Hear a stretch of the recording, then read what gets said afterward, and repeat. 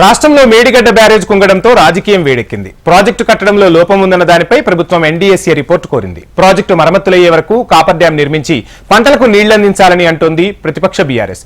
3 రోజుల పాటు తెలంగాణలో పర్యటించిన ఎన్డీఎస్ఏ త్వరలోనే రిపోర్టు ఇవ్వనున్నట్టు సమాచారం.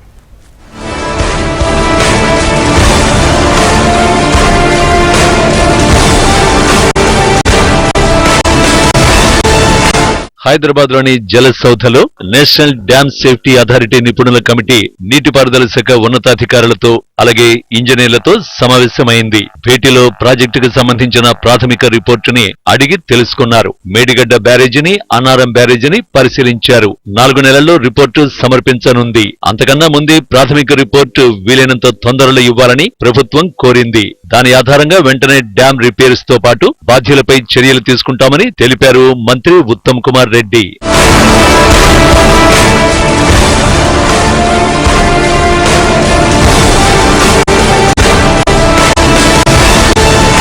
నిపుణుల కమిటీకి కాళేశ్వరం ప్రాజెక్టు వివరాలు పవర్ పాయింట్ ప్రెజెంటేషన్ ద్వారా వివరించిన మంత్రి ఉత్తమ్ కుమార్ రెడ్డి మేడిగడ్డలో అక్టోబర్ 21న పిల్లర్లు కుంగిపోయిన అంశాలను నిపుణుల కమిటీకి వివరించారు. బ్యారేజ్ డ్యామేజీకి రీజన్స్ చెప్పాలని ఎన్డీఎస్ఏని కోరారు. వర్షాలు రాకముందే ఎలాంటి స్టెప్స్ తీసుకోవాలో సూచించాలని కోరారు. బ్యారేజీలు రిపేర్లు చేసేందుకు సిద్ధంగా ఉన్నామన్నారు.